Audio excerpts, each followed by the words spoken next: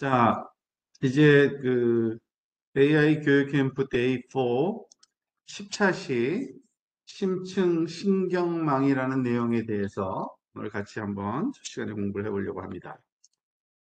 그 앞에서 학습한 다층 퍼셉트론에서요. 은닉층이 여러 개가 들어가면 보통 우리가 그거를 심층 신경망이라고 얘기를 하고요. 즉 입력층과 출력층 사이에 여러 개의 뉴런들이 연결되어 있는 것을 은닉층이라고 한다 그랬는데, 이 은닉층이 많이 있으면 그걸 심층 신경망이라고 해요. 말 그대로 영어로 하면은 그게 말하자면 심층이라는 게 딥이란 뜻이거든요. 그래서 딥 러닝은 이 심층 신경망을 학습시키는 그러한 그 과정을 딥러닝이라고 얘기를 합니다.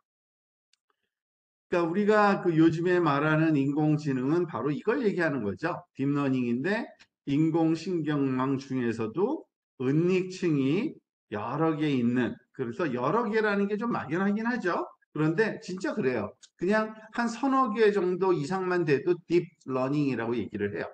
그 다음부터 시간이 좀 걸리거든요. 우리가 많이 해봤듯이 앞에서 이 층이 아주 많은 경우도 있지만 조금만 더 있어도 그걸 딥러닝이라고 하고요. 실제로 몇백 개가 있기도 해요. 아주 그러니까 어려운 문제를 풀기 위해서는요. 그런데 이렇게 심층 신경망을 우리가 가지고서 학습을 해보니까 느낀 게, 해보면 이미지 인식이나 음성, 사실은 사람을 흉내내다 보니까 사람이 제일 많이 하는 게 눈으로 보는 것과 귀로 듣는 거거든요. 그래서 그 두 가지, 이미지 인식하고 음성 인식이 중요한데, 이 부분에서 딥러닝을 해보니까 아주 결과가 좋았던 거예요. 그래서 아주 많이 지금 활용되고 있고 그 응용이 점점 늘어나고 있는 거죠. 지금 여기에 대표적인 예를 한 두 가지 들고 있는데, 지금 보면은 왼쪽에 강아지 인형 사진들 같은데, 가만히 보면 진짜 강아지도 한 마리가 있는 거예요, 사실은. 그래서 여기 강아지가 있네라고 찾아낸 겁니다, 인공지능으로. 그 정도로 아주 작은 것도 말하자면 구별할 수 있는 그러한 능력이 있다는 거고요. 그 다음에 여기 오른쪽에 있는 거는 아마 성남시에서 말하자면 서비스 중인 그런 인공지능, 말하자면 케어풀이라는 게 있나 봐요. 이름이 클로바 케어풀이라 그러는데, 그러니까 사람과 통화를 하는데 상대방 음성 인식해서 그 의미 파악하는 인공지능이라고 합니다. 그래서 특히 코로나19 자가격리자에게 전화를 걸어서 증상 유무를 확인한다든지, 그리고 코로나19 발생이 의심되는 경우 뭐 관련 기관의 대상자를 자동으로 연결 등등. 가장 기본적인 건 뭐겠어요? 사람이 말하는 소리를 알아듣고 의미도 다 이해해야겠죠. 그런 것을 우리가 심층신경망으로 가능하다고 합니다. 그런데 이 심층신경망 구조 중에는요, 그냥 층만 많이 쌓는다고 되는 건 아니에요. 층의 모양도 참 중요해요. 어떤 식으로 층을, 이 신경망을 만들어서 넣느냐가 중요한데, 그 중에 대표적인 것 중에 하나가 사실 합성곡 신경망이라고 부르는 게 있어요. 합성곡 신경망. 영어로는 CNN이라고 부르는데요. 왜 그러냐면 원어가 Convolutional Neural Network의 약자로 CNN 합니다. 우리가 뉴럴 네트워크는 신경망인 거 아니까 컨볼루션이라는 게 뭐지? 근데 어쨌든 이거를 번역하기를 이렇게 번역을 했어요. 우리나라는요. 합성곱. 그러니까 곱셈은 곱셈인데 조금 복잡하게 복셈을 해요. 그래서 합성곱이라고 얘기를 하고요. 이 CNN 같은 거를 사용하면은, CNN 신경망을 쓰면은요, 이미지 처리에 아주 높은 성능을 보이는 그러한 특징이 있어요. 지금 여기 한 가지 예를 보면은요, 이 아래쪽에 있는 어떤 방의 사진인데, 보니까 그 방에 있는 게 굉장히 많죠. 근데 그것에 어떤 것이 어디에 있는지를, 요거를 보통 이렇게 사물에 이렇게 사각형으로 이렇게 테두리 친 거를 우리가 경계 박스 또는 바운딩 박스라고 이렇게 부르는데, 보니까 모든 대상마다 바운딩 박스를 쳤다는 얘기는 뭐예요? 인공지능이 어디에 어떤 물체가 있다는 걸 아는 거고 그 위에 조그만 글씨로 그게 뭐라고 다 써 있는 거예요. 오른쪽에 보면은 이렇게 이런 식의 인터페이스로 또 만든 게 있는데 지금 사람들이 비치에서 뛰어가는데 사람이 있다, 사람 있다, 사람 있다. 여기는 연이 날고 있다라는 걸 아주 쉽게 지금 판단하고 있죠. 이렇게 사람 얼굴 인식이나 그리고 또 자율주행차에서 사용해야 되는 실시간 사물 인식 이런데 CNN 알고리즘이 많이 쓰이고 있습니다. 그 합성국 신경망이라는 게요. 그럼 도대체 뭘 하는 건가? 합성고 신경망이라는 게 그거를 좀 알 필요가 있겠죠. 사실은 합성고 신경망은 하나로 딱 설명한다기보다는 이렇게 한 두 단계 정도로 설명을 해요. 그 중에 첫 번째 단계가 합성곱 계층이라는 게 있어요. 컨볼루션 레이어라는 게 있어요. 이 컨볼루션 레이어, 그러니까 사실은 지금 가장 핵심적인 키워드는 합성곱이라는 거죠. 그게 영어로는 컨볼루션인데 이 합성곱이라는 이거는 사실은 수학적인 연산이에요, 사실은요. 그리고 그 연산을 수행하는 그 신경망을 우리가 합성곱 계층이라고 하는데요. 보통 얘가 하는 일은요, 이미지에 필터를 적용해서 특징을 추출한다고 생각하시면 됩니다. 아, 이게 무슨 말일까? 좀 전문적인 용어, 필터가 나오니까, 그리고 특징 추출이란 말이 나오니까 좀 독특한데, 사실 우리가 일상생활에서 많이 쓰고 있는 툴 중에 하나예요.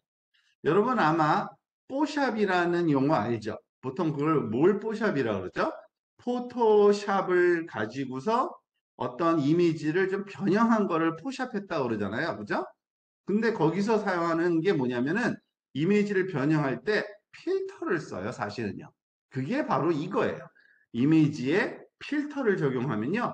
이미지가 좀 변형되는데 그 변형된 내용이 특징이라고 부르는 거죠, 우리는요. 이 합성곡 신경망 입장에서는. 그래서 사진 편집 어플리케이션에서 뷰티 필터나 또는 흑백 필터나 뭐 이런 거 적용하면요. 원 이미지가 필터의 성격에 맞게 변화되는 걸 경험했죠. 그게 바로 컨볼루션 연산으로 가능한 겁니다. 그래서 CNN에서는요, 이미지에 숫자로 구성된 필터를 적용해서 합성곡 연산을 수행한다라고 했는데 사실은 우리가 그냥 필터를 쓰기만 했지 필터가 뭔지는 잘 몰랐잖아요. 여기서 그걸 배워보는 거예요. 사실은 필터라는 거는요. 똑같은 그런 격자 구조의 그냥 숫자들의 모임이에요. 사실은. 지금 여기에 한 가지 예가 보이고 있는 겁니다. 이게 아래에 보면은 이미지를 좀 간단하게 하려고 픽셀 개수가 5개 바이 5개 정도만 생각을 한 거고요. 보통은 뭐 1024 바이 1024 해가지고 그냥 고해상도 이미지도 있죠. 그런데 그 하나하나의 픽셀에는 당연히 지금처럼 1 또는 0, 그러니까 반드시 1 또는 0이 있어야 되는 건 아니고요. 0과 255라는 숫자가 들어있는데 어쨌든 다양한 숫자들이 거기에 이렇게 정렬되어 있는 게 이미지예요. 그리고 필터라는 건요. 보통은 조금해요. 이렇게 3x3 또는 4x4, 5x5 더 큰 건 잘 안 쓰는데 어쨌든 이렇게 3개 by 3개니까 요런 격자에 셀이 몇 개겠어요? 9개겠죠? 3, 3, 9 요런 9개의 숫자를 이렇게 정렬해 놓은 거를 필터라고 불러요. 그래서 이미지하고 필터가 있을 때 이미지에다가 필터를 적용하는 방법이 있는데 그게 바로 컨볼루션이라는 연산이에요. 합성공. 자, 그게 뭔가 한번 이제 살펴보려고 합니다. 자, 예를 들면 이런 연산을 해요. 합성곱이라는 연산을 지금 설명하는 건데 지금 여기 첫 번째 여기 요 아래 테이블에 첫 번째 열을 한번 살펴볼게요. 지금 아까 봤던 5개 바이 5개, 5 바이 5짜리 이미지 초록색이 있고요. 왼쪽 구석 한쪽에 9개를 노란색으로 바꿔놨죠. 그거는 뭘 말하는 거냐면 지금 여기 3 바이 3 필터를 여기에다가 이렇게 얹어 놓은 거예요. 겹쳐 놓은 거예요. 겹쳐 놓으면은 당연히 겹쳐지는 픽셀의 개수가 몇 개겠어요? 3 by 3 그러니까 9개겠죠. 그런데 그 9개의 픽셀마다 어떻게 숫자들이 다 들어있어요. 그 이미지의 그 특징을 나타내는 거죠. 고픽셀의 값은 뭐다? 밝기 값은. 그리고 거기 그 숫자는 그대로 써놨고요. 거기 오른쪽 아래에다가 조그맣게 빨강색으로 곱하기 1, 곱하기 0, 곱하기 1 이런 거 써놨죠. 이건 뭐냐면은 그 필터에 놓여있던 그 숫자들이에요. 이거예요. 101, 010, 101. 자, 그 얘기는 뭐냐면 근데 그거를 곱하고 있죠, 지금. 그래서 그 픽셀에 있는 값과 그 픽셀 위치와 똑같은 곳에 있는 필터 값을 숫자 두 개니까 걔네들을 그냥 곱해요. 그러면은 곱한 결과가 몇 개가 있겠어요? 당연히 9개죠. 그래서 그거를 그냥 더해줘요. 그랬더니 몇 개예요? 숫자가 4가 나와요. 그 숫자를 출력, 여기 feature map이라고 쓰는 또 다른 이런 그 격자 구조에다가 써주는 거예요. 이게 컨볼루션 연산이에요.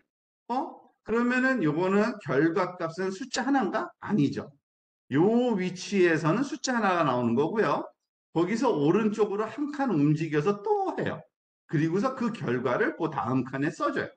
그러면 어떻게 되겠어요? 아, 얘를 움직여 다니면서 하나씩 하나씩 픽셀, 그러니까 피처 맵을 만들어내는구나. 이게 바로 컨볼루션 연산인 거예요. 그래서 이거를 계속하면 어떻게 되겠어요? 지금 결과로 이런 9개의 결과가 또 나오는 거예요. 왜냐하면은 이 3x3짜리 필터가 여기서 겹쳐지도록 만들 수 있는 그러한 위치 개수가 9개예요. 딱 위에서 3개, 아래쪽으로 3개 이렇게 움직일 수 있거든요. 그래서 이 결과, 즉 결국은 필터된 결과는 원래 이미지가 피처 맵이라는 이거는 영어로 피처 맵이고 우리나라 말로는 특징 맵이라고 부르는 건데 이 필터에 의해서 구해진 피처 맵, 특징 맵이 얻어지는 거예요. 그게 컨볼루션 또는 합성곱 연산이라는 과정입니다. 생각보다 간단하겠죠. 그리고 사실은 룰이 뻔하기 때문에 규칙이 딱 정해져 있으니까 이걸 가지고 컴퓨터에서 시키는 건 너무 쉬워요. 컴퓨터한테 필터 만들어서 이거를 곱해 하면 그냥 알아서 쭉 곱아서 원래 이미지에서 변형된 게 나와요. 자, 근데 그 왜 필터를 왜 쓸까요? 사실은 필터는 우리가 아까 그 이미지 변형을 한다는 그 예제를 든 것처럼 굉장히 다양한 그러한 그 기능을 해요. 뭐냐면 필터를 어떤 필터를 쓰느냐에 따라서 이미지의 특징이 다양한 특징들을 우리가 추출할 수가 있어요. 얻어낼 수가 있어요. 자, 무슨 말인가? 오른쪽에 예를 봅시다. 오른쪽에 지금 세 개지 그 그림이 있는데, 그러니까 왼쪽이 그 원래 오리지널 그림이고요, 사진이고요. 오른쪽이 이퀄 다음에 있는 것이 결과, 필터링된 결과인데, 지금 여기 보면은 이렇게 오렌지색으로 그 9개의 격자 구조 모양으로 된 게 얘가 필터거든요. 그리고 여기 필터의 그 개수라 그러죠. 필터 그 격자 하나하나마다 숫자가 있어야 되는데, 어떤 숫자가 있는지 여기서 간단하게 9분의 1 곱하기 이렇게 써 있는 건 뭐냐면 몽땅 다 9분의 1이란 뜻이에요. 그죠? 왜냐면 그 픽셀마다 1이 있으니까 여기다 9분의 1 곱했을 때니까요. 그래서 9분의 1, 9분의 1, 9분의 1, 9분의 1 9개를 이렇게 곱하면 곱하는 게 아니라 컨볼루션이죠. 이 별표라는 거는 그냥 재미 삼아 쓴 건 아니고요.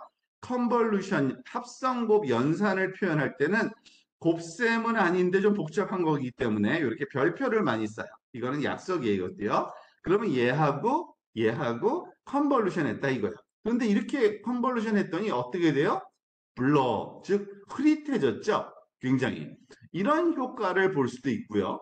또는 지금 여기서 보니까 필터만 바꿔치기 했어요. 몽땅 0이고 왼쪽엔 1만 놔뒀어요. 그리고 컨볼루션 했더니 어떻게 돼요? Shift Left 왼쪽으로 살짝 움직였어요. 그러니까 오른쪽에 그 빈 공백이 생겼죠? 그 정도로 한 2픽셀 정도 옮긴 것 같아요. 자, 한 픽셀만 옮겼네요. 그죠? 자, 그리고 또 그러면 필터를 막 조합할 수도 있거든요. 지금 보다 보니까 이렇게 그 몽땅 0이고 가운데가 2인 필터랑 더 빼기 아까 여기서 썼던 9분의 1 필터 있죠? 그래서 이거를 빼주면은 사실은 결국에는 뭐 연산을 요 픽셀 단위로 다 하는 거기 때문에 다 9분의 1이고 가운데만 2 빼기 9분의 1이라서 아마 뭐죠? 1과 9분의 8 정도 되겠네요. 그죠? 그런 값인 거예요. 그러면 어떤 일이 일어나느냐? 놀라운 결과가 나오죠. 샤프닝 필터. 즉, 사진이 선명해져요. 즉, 우리가 어떤 필터를 쓰느냐에 따라서 그 결과가, 이미지의 결과가 굉장히 달라지고 그 이미지가 갖고 있는 우리가 잘 몰랐던 어떤 특징들을 뽑아낼 때 아주 유용한 게 이 합성곱 신경망이에요. 그래서 합성곱이란 연산을 통해서 그 이미지가 갖고 있는 특징들을 뽑아낸다고 보시면 됩니다. 그게 바로 합성곱 계층이라고 부르는 거고요. 컨볼루션 레이어라고 부르는 거고요. 사실은 그 합성곱 신경망은 컨볼루션 레이어뿐만 아니라 하나 더 사용을 많이 합니다. 같이 세트로 같이 써요. 풀링 계층이라는 게 있어요. 풀링. 풀링이라는 거는 목적은 이거라고 보시면 돼요. 그 이미지의 크기를 줄이는데 사용되는 이러한 그 연산이다라고 보시면 되는 거고요. 그런 층이라고 보시면 되고요. 사실 이미지의 크기를 왜 줄이냐? 왜냐면은 이미지가 크면요, 픽셀이 개수가 많으니까 연산이 굉장히 복잡해지고 길어지고 시간이 많이 걸려요. 그래서 그거를 좀, 꼭 필요한 것만 놔두고 나머지는 그냥 좀 버렸으면 좋겠는 거예요. 그때 쓰는 게 이 풀링 계층이라고 하는 건데, 중요한 특징만 선택해서 강화하고 다른 부분은 제거하는 이런 역할을 합니다. 지금 그 목적이 뭔지를 가만히 한번 살펴보면요. 요 아래는 그냥 그 정확한 어떤 계산적으로 정확한 건 아닌데 그냥 상징적으로 이런 의미를 갖는다라고 보시면 되고요. 왼쪽에 사진이 지금 보면은 그 격자 구조가 4개, 4개가 있는데 이거를 2개, 2개로 이렇게 줄여도 상관이 없는데 왜 상관이 없냐? 지금 보니까 중요한 특성은 가져올 수가 있거든요. 중요한 특성을 이런 것도 그러니까 픽셀마다 뭐 뭐죠? 꽃잎이 2개씩 있다. 뭐 이렇게 만들면 되잖아요. 어쨌든 즉 작은 크기의 중요한 내용들은 그대로 갖고 있게 만드는 게 말하자면 풀링 이러한 그 계층이라고 보시면 됩니다. 이게 복잡해 보이지만 무지하게 간단한 원리예요, 사실은요. 왜냐하면 그냥 4개 중에서 1개를 그냥 선택만 하는 거예요. 맥스 풀링이라는 방법이 있고요. 에이버리지 풀링, 그러니까 맥스 풀링은 이름에서 알 수 있듯이 가장 큰 값을 선택하는 걸 맥스 풀링이라고 하고요. 에버리지의 약자죠. 그러니까 평균 풀링은 당연히 평균값 선택하는 거예요. 지금 보세요. 이게 4x4짜리 이런 이미지가 있을 때 이런 2x2 크기의 풀링을 한다 하면 어떻게 되냐면 이 4개 중에서 4, 9, 5, 6 중에 제일 큰 거 9 하나만 선택해요. 그리고 2, 5, 2, 4 중에서 5 하나만 선택하고 2, 4, 5, 6 중에 6만 선택하고 5, 4, 8, 4 중에 제일 큰 거. 이러면은 어떤 일이 일어나는 거냐면 이미지의 크기는 줄었지만 그 이미지에서 갖고 있던 아주 제일 밝은 값 또는 제일 중요한 특징만 남겨두는 그런 효과가 되는 겁니다. 에버리지도 비슷한 개념이죠. 그냥 맥시멈 값이 아니라 평균을 내서 요 4개의 평균을 써주고 요 4개의 평균을 그러면은 일단은 사이즈는 줄잖아요. 그죠? 그 말하자면 픽셀의 개수가 줄었다는 뜻이겠죠? 그래서 예를 들어서 1000 x 1000을 2x2 풀링으로 하게 되면 어떻게 돼요? 500 x 500으로 바뀌고 또 한 번 하면은 250 x 250 점점 줄어드는 거죠. 그죠? 굉장히 조그맣게 그렇지만은 사실은 가지고 있던 중요한 특징들은 그냥 유지하는 이렇게 이해하시면 되는 겁니다. 자, 그래서 합성곱 신경망이라고 하면요. 전체적으로 이런 식으로 많이 사실은 구성을 해요. 조금 전에 설명된 2계층, 합성곱 계층하고 풀링 계층을 이렇게 같이 세트로 적용을 하는데 그 세트로 적용한 거를 여러 번 반복해요. 자, 무슨 말이냐? 지금 보세요. 여기 보니까 이 아래쪽에 이 이만한 이미지가 있을 때 요만한 조그만 뭐죠? 여기 3x3짜리 필터를 적용해서 그 결과가 여기에 쓰여지도록 그렇게 만들면 이렇게 특징 맵이 이렇게 만들어지는데요. 이 특징 맵이 만들어진 다음에 그 다음에 또 풀링 계층을 적용하면 어떻게 돼요? 지금 보니까 이게 5x 5였는데 여기서 3 by 3로 이렇게 좀 작아졌죠. 물론 여기서 왼쪽에서 오른쪽으로 가면서 이렇게 작게 표현된 거는 사실은 그냥 그림을 그리다 보면서 그렇게 된 거고 굳이 작아지지 않아도 상관없어요. 그래서 합성곱 계층에서 하는 일은 그 이미지가 갖고 있는 특징을 추출한다고 보면 되고요. 풀린 계층에서는 하는 일은 특징을 잘 드러내는 값만 선택하고 나머지는 그냥 버리는 뭐 이런 식으로 생각하면 됩니다. 그런데 실제로 적용할 때는 이 합성법 계층과 풀린 계층을 한 번 하고 딱 끝나는 게 아니라 여러 번 적용해요. 사실은요. 그래서 지금 보세요. 그래서 이미지가 있을 때 이 이미지가 도대체 무슨 이미지야 라고 판단하는 얘가 입력이거든요. 왼쪽이. 오른쪽에 출력단을 보세요. 끝날 부분. 첫 번째 거는 도그, 캣트, 보트, 벌드 이렇게 써 있잖아요. 즉 여기 끝에는 그러한 노드 한 몇 개를 놓고서 얘가 왜냐면 보트면은 제일 첫 번째, 또 개면은 그리고 고양이면은 두 번째 노드, 그리고 그 배면은 세 번째 노드가 불이 들어오도록 이렇게 만들어 놓는 이게 그 컨볼루션 뉴럴 네트워크의 말하자면은 구조예요. 그런데 그러려면은 얘가 그 처음에 먼저 적용해야 되는 게 컨볼루션 연산을 하고 그것을 또 풀링 연산을 해서 줄이고 그걸 또 컨볼루션 연산을 또 하고 그걸 또 줄여보고 하고서 제일 마지막에는 사실은 우리가 앞에서 했던 그 히든 레이어 있죠? 그냥 그 보통 그 뭐 밀집 그 신경망이라고 하는데 댄스 노드들 쭈르륵 놔둔 거 그런 식으로 펴서 그 결과를 확인하는 이런 식의 방법을 씁니다. 그런데 여기 보니까 그 컨볼루션으로 넘어갈 때 한 줄, 그러니까 여기 뭐죠? 그 이미지가 한 개가 아니라 여러 개가 이렇게 막 쌓여 있는 것 같잖아요. 이렇게 층층이. 그 이유는 필터를 여러 개를 써서 해야지만 우리가 요 이미지를 분석을 하는데 잘 되거든요. 그래서 각 컨볼루션 할 때는 필터의 개수도 우리가 조절해서 사용한다라고 이해하시면 되고요. 아마 그 소위 이제 신경망에 관한 설명을 들을 때 보면은 특히 이미지에 관한 신경망들은 이렇게 그 노드 값들 동그라미로 이렇게 선으로 연결된 건 거의 보기 어렵고요.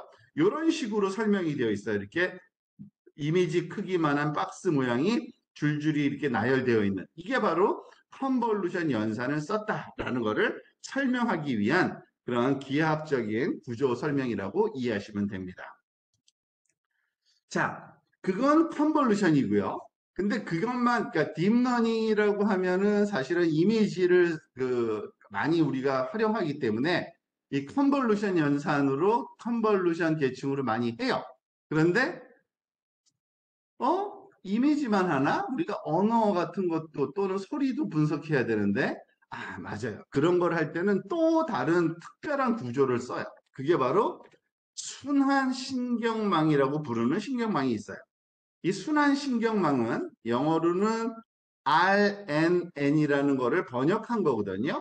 이 R이 뭘 나타내냐면 recurrent예요. recurrent. 그러니까 recurrent는 이게 그 우리나라 말로는 뭐 여기선 순환으로 번역했는데 뭐 재귀 또는 다시 들어오다 그런 뜻이거든요. 그러니까 recurrent neural network를 약자로 RNN이라고 부르고 우리나라 말로는 순환 신경망 이렇게 하는데 이런 신경망을 쓰면 또 좋은 점이 있어요. 얘는요. 시간의 흐름에 따라 변화하는 데이터를 학습하는 아주 중요한 딥러닝 구조예요. 이게 뭘까요?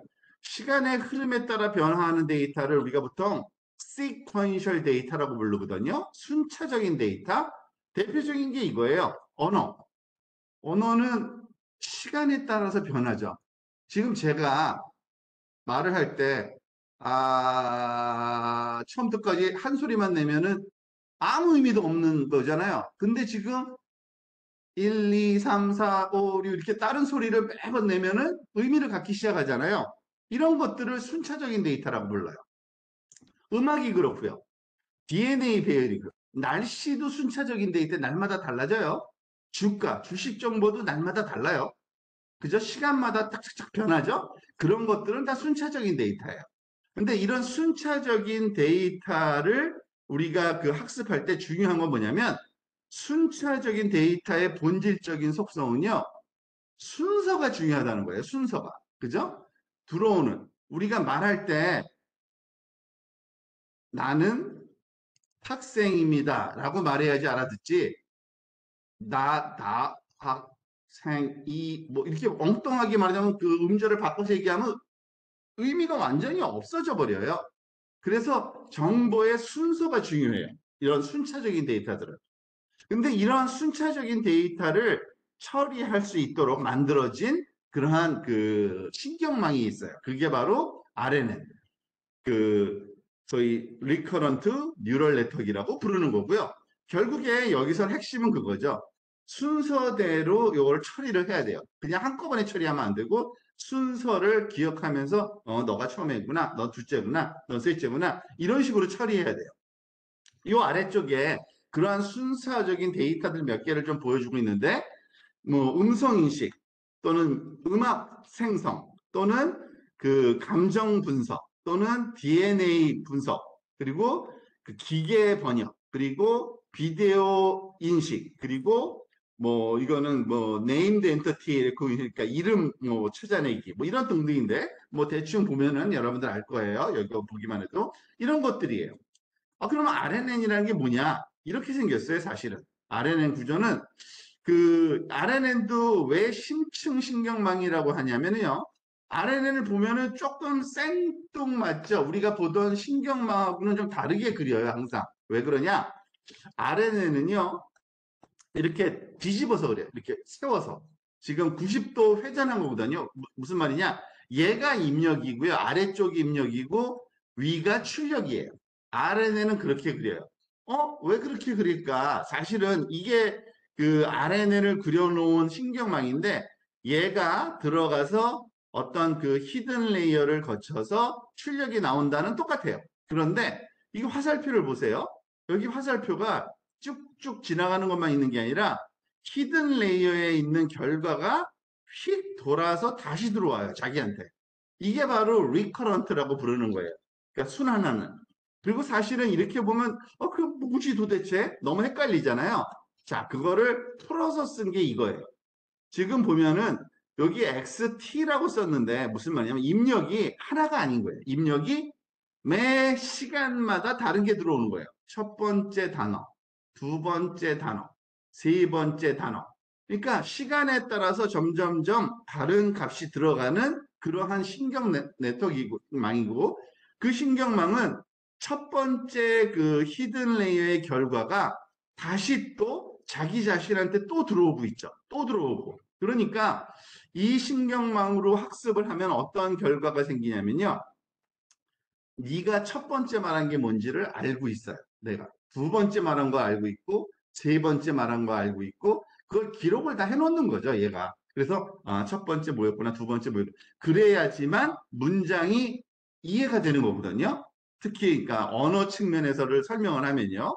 그래서 RNN이라는 요 신경망은요, 재밌는 게 이전 모듈의 결과가 여기 그 X0, 여기 아래 첨자는 시간을 상징을 하는데 첫 번째 거의 결과가 그 다음 두 번째 결과, 그러니까 입력이 들어왔을 때 영향을 주는 거죠. 그래서 만약에 나는 학생이라고 할 때 나는이라는 단어랑 그 다음에 학생은 그냥 학생이 아니에요. 나는이라는 조건이 붙어 있는 나는 학생, 이렇게 이해를 하는 거죠. 그죠? 이런 식으로 그 시간의 흐름이 반영되는, 사실 이거를 뭐 간단하게 지금 설명을 하는 거니까 뭐 이렇게 정확하게 뭐 이해를 안 될 수는 있어요, 여러분들. 복잡한 내용이라서. 그렇지만은 시간에 따른 내용이 그 입력이 다 따로따로 들어오고 이전 시간에 들어왔던 정보가 말하자면 어느 정도 유지되는 그러한 네트워크이구나라고 이해하시면 충분합니다. 이런 걸 쓰면은 뭘 할 수 있느냐? 여러분들 인공지능 스피커 많이 쓰죠, 요즘에요? 그거 RNN으로 음성 인식하는 거예요. 음성 인식은 RNN으로 해요, 주로.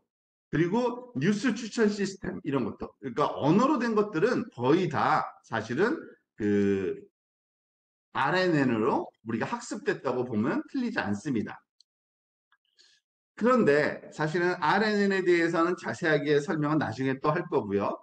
이런 CNN과 RNN이라는 게 있다 그랬잖아요. 지금 심층 신경망에 대해서 공부하고 있어요. 무슨 말이냐면 인공지능 잘 돌아가는 거는 신경망으로 하는데 그 신경망은 그냥 하는 게 아니라 CNN이라는 형태와 RNN이라는 형태를 쓰면은 아주 복잡하고 깊은 신경망을 만들 수 있다는 건데 그거를 또 따로따로 쓰는 게 아니라 심지어는 그걸 합해서 써기도 해요. 예를 들어서 이런 거죠. 그림을 보고 이를 설명하는 문장을 만들거나 또는 거꾸로 문장을 입력받아서 해당하는 그림을 골라내는 거. 그러니까 서로 반대되는 거지만 어쨌든 그건 그림도 이해해야 되고 말도 이해해야 돼요. 그죠? 그럴 때는 이걸 합쳐서 써요. 예를 들어서 이런 거죠. 이 오른쪽에 있는 그림부터 볼까요? 이게 어디 무슨 사진인데 우리가 판단할 때는 가만히 보니까 어떤 시장 같은데 약간 노점 시장 같죠, 그죠? 그래서 무슨 채소 같은 거 야채를 늘어놓고 팔고 있고 사고 그러죠. 그런데 이 그림이 도대체 뭐를 의미하는 거야? 라고 그 문장으로 표현해봐 했더니 이렇게 한 거예요. A group of people, 영어로 한 거죠. Shopping at an outdoor market. 그 무슨 바깥 시장에서 외부 시장에서 사람들이 쇼핑하고 있네. 그렇죠? There are many vegetables at the fruit stand. 그 과일 그 판매대에 그 야채가 많이 있습니다. 이렇게 써 있잖아요. 맞는 얘기잖아요. 근데 이걸 하려면 어떻게 하냐? 사실을 이 입력을 컨볼루션 뉴럴 네트워크에 집어넣고 그 컨볼루션 뉴럴 네트워크의 결과를 RNN에 집어넣어서 언어로 표현하도록 하면은 이렇게 되는 거예요. 물론 이 안에 좀 생각보다 복잡한 게 있겠죠. 그렇지만 기본적인 요소는 그렇다는 얘기예요. 그리고 또 이 사진을 보여주면서 사실은 이 질문에 응답하게 만들 수가 있어요. 예를 들어서 여기 보니까 What is the dog doing? 그러면은 dog은 뭘 하고 있니? 그러면은 surfing 하고 있다고 탁 나오고 뭐 등등등 이렇게 Why is there 만약에 여기에 무슨 뭐지 foam 그러니까 거품이 왜 있어? 당연히 웨이브 때문에 뭐 이렇게 답이 나오는 거죠. 이런 식의 그 그림을 분석하고 이해할 수 있는 능력도 있는데 그거 다 CNN과 RNN을 결합해서 쓰면은 이런 것도 가능하다라는 겁니다. 자, 지금 심층신경망의 말하자면 특징을 지금 살펴본 건데 사실은 이 심층신경망은요, 이런 기술적인 그 방법을 찾은 것도 중요하지만 하드웨어 발전도 굉장히 중요해요. 사실은 하드웨어. 왜냐하면 계산이 엄청나게 많은데 그 많은 계산이 가능해졌기 때문에 이게 되는 거거든요. 그래서 딥러닝은요. 그 퍼셉트론의 등장에서 시작하여 지금까지 발전하고 있는데 초반의 딥러닝은 현재와 같이 뭐 사물 구별, 사람 인식, 자동 방향 고도의 작업을 못했어요. 근데 그 이유는요. 당연히 두 가지인데 데이터 부족도 있지만 데이터 부족보다는 하드웨어 성능이 떨어져서 그래요. 근데 지금은 하드웨어가 굉장히 발전이 많이 좋아졌잖아요. 그래서 딥러닝이 잘 되는 건데 하드웨어가 좋아졌대. 그냥 컴퓨터가 빨라졌대. 그렇게 생각하면 안 되고요. 사실은 그 굉장히 특별한 장치가 만들어졌어요. 그래픽 처리 장치. 여러분들 GPU라고 보통 얘기하죠. 그래픽 프로세싱 유닛인데 우리나라 말로는 그래픽 처리 장치인데 여러분들 만약에 게임을 좋아하는 사람들, 특히 굉장히 화면에 말하자면 화려한 화면을 자랑하는 그런 게임들은요, 굉장히 속도가 느려요. 일반 컴퓨터에서는. 왜냐면은 화면에서 보여줘야 될 그 그림들이 너무 자주 바뀌니까 이게 속도가 빠른 컴퓨터가 아니면 버벅거린다고 하죠. 그죠? 끊어지는 것 같고. 근데 그게 잘 되는 컴퓨터들이 있어요. 걔네는 뭘 갖고 있냐면 이 GPU라는 걸 갖고 있는 애들은 잘 돼요. 왜냐하면 그래픽 프로세싱 유닛이라 그래서 그 이미지의 그 하나하나의 픽셀들을 빨리빨리 모든 픽셀 값을 따로따로 계산하는 게 아니라 한꺼번에 그냥 계산을 해버려서 빨리빨리 변하도록 만들 수가 있어요. 그래서 이 GPU를 단순한 연산을 아주 대량으로 수행하는데 아주 탁월하거든요. 오른쪽 그림에서 보는 것처럼 GPU는 조그만 프로세서들이 그냥 빽빽히 있는 거고요. 그 조그만 프로세서들이 하나하나가 다 다른 역할을 할 수 있어요. 그렇지만은 단순한 거. 예를 들어서 더하기 또는 곱하기. 예를 들어서 그러면은 똑같은 연산을 그냥 한꺼번에 100개를 한꺼번에 시킬 수가 있는 거예요. 그럼 속도가 얼마나 빨라져요? 100배 빨라지는 거예요. 단순함. 근데 그림에서 보여지는 것들은 단순한 연산인데 인공신경망은 단순한 연산인가? 무지하게 단순한 연산이에요. 인공신경망은 안에서 연산이 두 개뿐이 안 해요. 더하기하고 곱하기뿐이 안 해요. 맨날. 모든 노드에서 하는 게 더하기하고 곱하기만 해요. 그러니까 너무 단순하잖아요. 근데 그게 수백만, 수천만 노드로 구성되다 보니까 오래 걸리는데 그걸 빨리 할 수 있는 거예요. 그러니까 좋아진 거죠. 그래서 이미지 처리, 영상 처리 등의 딥러닝 수행에 큰 역할을 했다라고 보시면 되고요. 이런 GPU 발전으로 딥러닝의 처리 속도가 매우 향상됐고 실시간으로 빠르게 데이터를 처리할 수 있는 환경이 조성됐다고 보면 됩니다. 이처럼 하드웨어 발전이 딥러닝 성능에 큰 영향을 끼쳤다고 보시면 되고요. 인공지능은 이미지 구분, 영상 판독, 음성 인식 등 과정에서 데이터를 입력받을 때 센서를 통해서 받는데 이런 자율주행차 같은 경우에는 주변의 사물을 인식하는 카메라 센서, 인공지능 스피커 통해 사람의 말을 인식하는 음성 센서 등이 이런 대표적인 센서라고 보시면 되고요. 자, 그러면 진짜 그럼 CNN, RNN 이런 것들이 활용되는 곳이 어딜까? 구체적인 예를 한번 보면 좋죠? 여기 그 교재에서 나온 것 중에 하나를 그냥 가져온 건데요. 네이버에 그 AI 쇼핑이라는 게 있어요. 인공지능 쇼핑. 감성 태그를 붙여주는데 자동적으로 뭐냐면 이런 겁니다.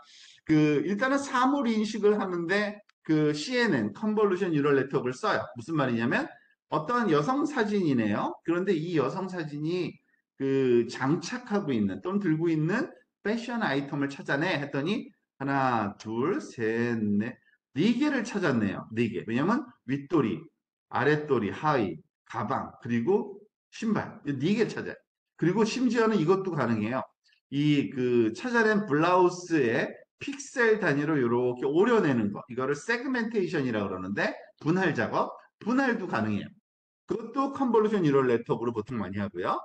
이 분할된 거를 갖다가 그게 어떤 옷인지를 감성 태그를 붙이는 작업을 자동적으로 하고 있어요. 이 네이버 AI 쇼핑에서. 즉, 여기에 무늬를 살펴본 다음에 이 무늬가 보헤미안 룩인지, 하와이안 룩인지, 아니면은 뭐 어쩐 휴양지 룩인지, 뭐 등등등. 그러니까 그 뉘앙스를 옷이 갖고 있는 의미를 파악을 하는 거죠. 이게 컨볼루션 뉴럴 네트워크로 가능해요. 그리고 또 이제는 뭐 일상화가 됐죠. 어떤 쇼핑센터에 들어가든가 아니면 그 아파트 주차장에 들어갈 때 그 주차 번호 다 확인되잖아요. 어떻게 하겠어요? 자동차가 들어오면 자동차 사진을 퍽 찍어요. 그런 다음에 여기를 오려내요. 오려내는 방법은 그냥 컨볼루션 뉴럴 네트워크로 딱 잘라내요. 그러니까 어디에 번호판이 있는지를 찾아내고요. 그리고 이 컨볼루션으로 찾아낸 그 번호판 위치에 있는 이미지를 분석을 할 때는 컨볼루션하고 RNN을 합성해서 쓰면 어떤 숫자인지, 어떤 문자인지를 분석해낼 수가 있어요. 그러니까 여러분들 뭐 식당 가면 차 번호 뭐예요? 제가 뭐 주차 뭐 넣어드릴게요. 이러잖아요. 다 이렇게 하는 겁니다. 거기에선 컨볼루션 뉴럴 네트워크가 그 RNN을 활용한 이러한 툴이 장착되어 있는 거죠. 그 주차장에. 사실 RNN 같은 경우에는 언어 쪽에 굉장히 많이 쓰여요. 언어 쪽에. 여기 이 사진은 그냥 말하자면 유튜브 사진이에요. 유튜브 영상 중에 이렇게 자막이 자동적으로 생기는 거 있잖아요.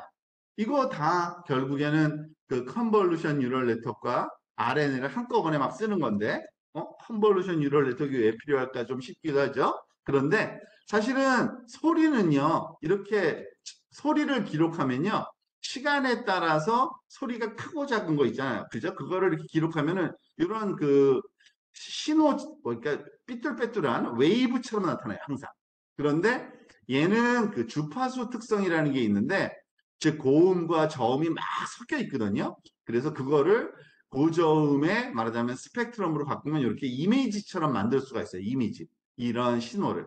근데 이미지니까 이 이미지를 분석할 때 컨볼루션 뉴럴 네트워크를 쓰고요. 그리고 그것에서 언어를 추출하고 그 추출된 언어를 문자로 해서 이렇게 써주는 거예요. 이렇게 써주는 거. 근데 뭐 이거를 만드는 건 그렇게 쉬운 일은 아니겠죠. 그렇지만 기술적으로 가능하고 지금 많이들 하고 있다는 거고요. 여러분들 그 음성 인식이 어느 정도 지금 잘 되고 있는지 이거 한번 클릭해서 실험을 한번 해봤으면 좋겠어요. 여러분 지금 이거는 여러분 잘 아는 구글 번역기예요. 여러분들 구글 번역기를 많이 쓰는지 모르겠는데 이 구글 번역기도 사실은 그냥 단순하게 예를 들어서 뭐 I am a boy 이런 식으로 간단한 이런 번역만 하는 게 아니라 이런 것들이 가능해요. 예를 들어서 입력을 우리가 이게 자꾸 이렇게 바뀌죠. 그죠? 한국어, 아니 영어, 한국어인데 그죠? 자, 지우고 예를 들어서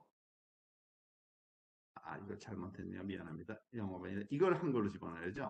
한국어. 예를 들어서 제가 지금 강의하고 있는 이 내용을 그냥 스피치 투 텍스트라는 기술을 써가지고 이 안에다가 입력이 가능해요. 그리고 그것을 번역을 해서 영어로 동시에 통역도 가능해요. 한번 해볼까요? For example, this content that I am lecturing right now can be entered into it using a technology called speech-to-text. And it is possible to translate it into English at the same time by translating it. Let's try it. 이 정도면 하나도 안 틀린 거죠. 하나도 안 틀렸어요. 물론 뭐 여러분들 이제 요즘에 해외여행 갈 때 많이들 앱을 가지고서 그죠?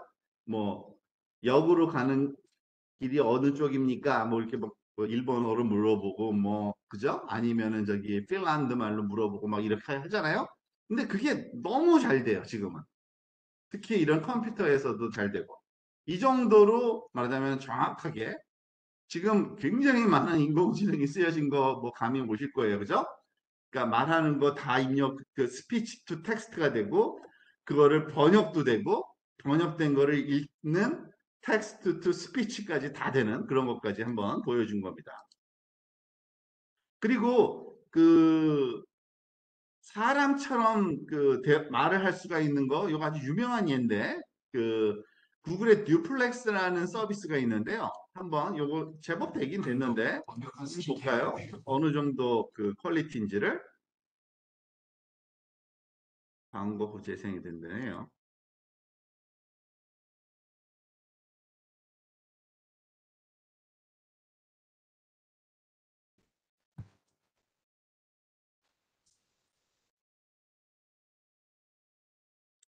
지금 이 왼쪽이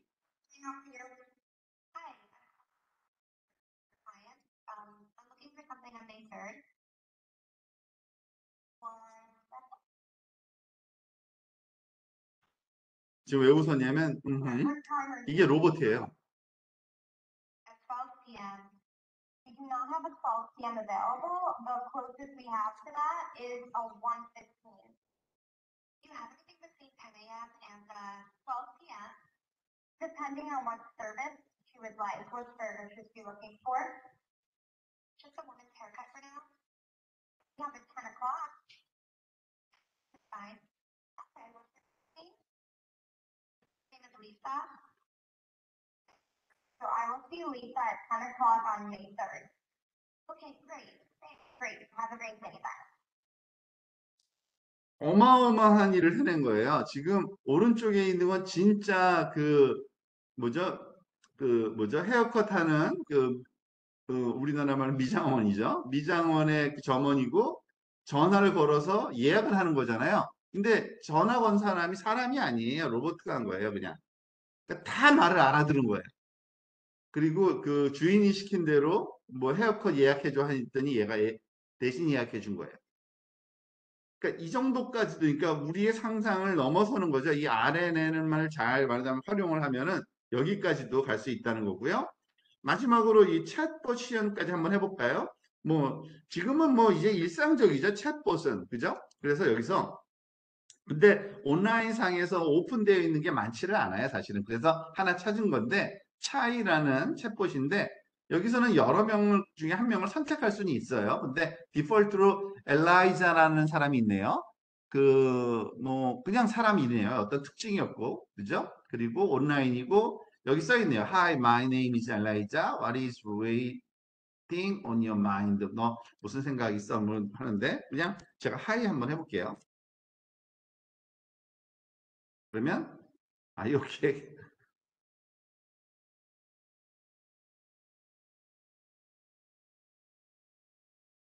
우리 잘 아는 and you? 한번 해볼까요? I'm fine, and you? It's nice to see you again. I missed you too. 내가 누군지도 모르고, 그죠?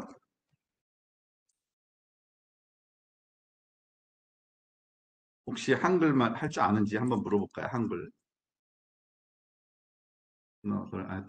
그렇죠. 모른대요. 그래서 영어로 해달라니까 무슨 뭐,